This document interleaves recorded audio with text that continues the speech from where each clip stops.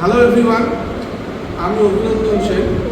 আর আমাদের সঙ্গে আছেন Sriramakrishna institute and science and technology civil engineering ডিপার্টমেন্টের অ্যাসিস্ট্যান্ট প্রফেসর অর্ণব চ্যাটার্জি।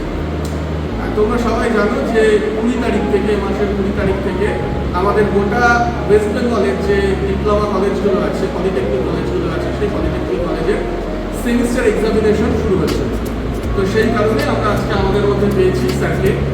স্যারের থেকে আমরা জেনে নেবো স্যার মূলত জিও টেকনিক্যাল ইঞ্জিনিয়ারিংই পড়ান।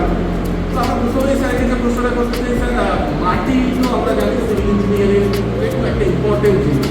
মাটির ওপরেই স্ট্রাকচার, আমরা বাড়িঘর সব দাঁড়িয়ে থাকি। তাহলে আপনি একটু জাস্ট বলুন যে মাটি আমাদের ডেইলি লাইফে সিভিল ইঞ্জিনিয়ারিংয়ের ক্ষেত্রে কতটা ইম্পর্টেন্ট রোল প্লে করে। আমরা সিভিল ইঞ্জিনিয়ারিংয়ে যাই কিছু কনস্ট্রাক্ট করি, আমাদেরকে সব কিছুই কনস্ট্রাকশন করতে হবে মাটির উপর। সুতরাং মাটি এখানে একটা খুব গুরুত্বপূর্ণ একটা ইম্পর্টেন্ট রোল প্লে করবে। সিভিল ইঞ্জিনিয়াররা যাই স্ট্রাকচার বানায় সেগুলো আলটিমেটলি আমাদের মাটির ওপর বানাতে হবে। তাহলে এখানে একটা খুব গুরুত্বপূর্ণ প্যারামিটার রয়েছে মাটির বিয়ারিং ক্যাপাসিটি। এই বিয়ারিং ক্যাপাসিটি যদি কম হয়, মাটি লোড নিতে পারবে না, আলটিমেটলি স্ট্রাকচারটা কোলাপস করে যাবে। স্যার আপনি যে বিয়ারিং ক্যাপাসিটি বললেন, স্যার বিয়ারিং ক্যাপাসিটি কি সেটা যদি একটু আমাদের বিয়ারিং ক্যাপাসিটি মানে মাটির স্ট্রেংথ। মাটির স্ট্রেংথ মানে আমরা বুঝি অনলি শিয়ার স্ট্রেংথ। মাটির টেনসাইল স্ট্রেংথ হয় না, কম্প্রেসিভ স্ট্রেংথ হয় না, একটাই স্ট্রেংথ শিয়ার স্ট্রেংথ। এবং বিয়ারিং ক্যাপাসিটি শিয়ার স্ট্রেংথের উপরই নির্ভর করে। আমরা জানি শিয়ার স্ট্রেংথ দুটো জিনিসের উপর নির্ভর করে, একটা কোহেশন আর একটা অ্যাঙ্গেল বিটুইন ইন্টারনাল ফ্রিকশন। এই দুটোর উপর মেইনলি বিয়ারিং ক্যাপাসিটি ডিপেন্ড করে। স্যার এই যে আপনি শিয়ার স্ট্রেংথের কথা বলছেন, এই শিয়ার স্ট্রেংথের উপরে আমাদের স্ট্রাকচারে কি কি নির্ভর করতে পারে? শিয়ার স্ট্রেংথ যদি মাটির কম হয়, আলটিমেটলি মাটির বিয়ারিং ক্যাপাসিটি কম হবে, তো ফাউন্ডেশনটা আস্তে আস্তে সেটেল ডাউন করে যাবে এবং আলটিমেটলি যার ফলে স্ট্রাকচারটাও কোলাপস করে যেতে পারে। আমরা দেখতে পাচ্ছি রিসেন্টলি কলকাতায় অনেকগুলো বাড়ি হেলে যাচ্ছে, তো আলটিমেটলি বিয়ারিং ক্যাপাসিটিটা কমে যাচ্ছে এবং যার ফলে বাড়িগুলো, সুপার স্ট্রাকচারগুলো সম্পূর্ণ হেলে যাচ্ছে।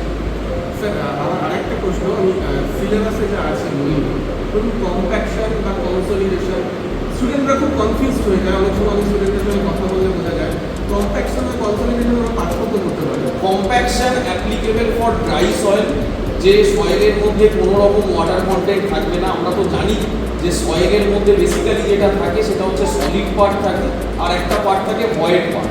এই ভয়েড পার্টে আইদার এয়ার ঢুকে থাকতে পারে অথবা ওয়াটার ঢুকে থাকতে পারে অথবা দুটো একই সঙ্গে ঢুকে থাকতে পারে।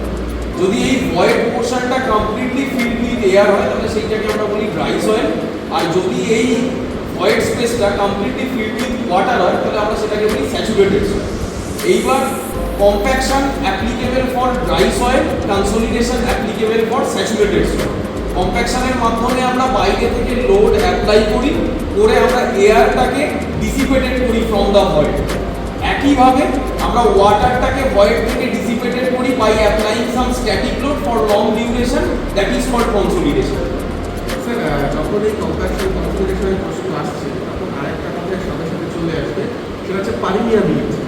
পারমিয়াবিলিটি বলতে কি? পারমিয়াবিলিটি একটা প্রপার্টি যার ফলে একটা মাটির মধ্যে দিয়ে জল কতটা ফ্লো করবে সেইটা আমরা মাপতে পারি, মেজার করতে পারি। আমরা যে ড্যাম বানাই, ড্যামটা আলটিমেটলি কি হয়, মাটির ওপর থাকে। তো ড্যামের একটা প্রান্তে মানে আপস্ট্রিম সাইডে আমরা জলটাকে স্টোর করি এবং সেই জলটা কি হয়, ড্যামের বেস দিয়ে আস্তে আস্তে সিপ করে। এইবার এই পারমিয়াবিলিটি প্রপার্টিটা যদি আমরা না জানি, কতটা অ্যামাউন্ট অফ জল সিপ করছে সেটা আমরা ক্যালকুলেট করতে পারবো না। স্যার আরেকটা প্রশ্ন, বিশেষ করে যারা পরীক্ষা দিতে যাচ্ছে 20 তারিখ, তাদের জন্য যদি আপনি একদম লাস্ট মিনিট সাজেশন একটু ইউনিটগুলো ধরে দেবেন।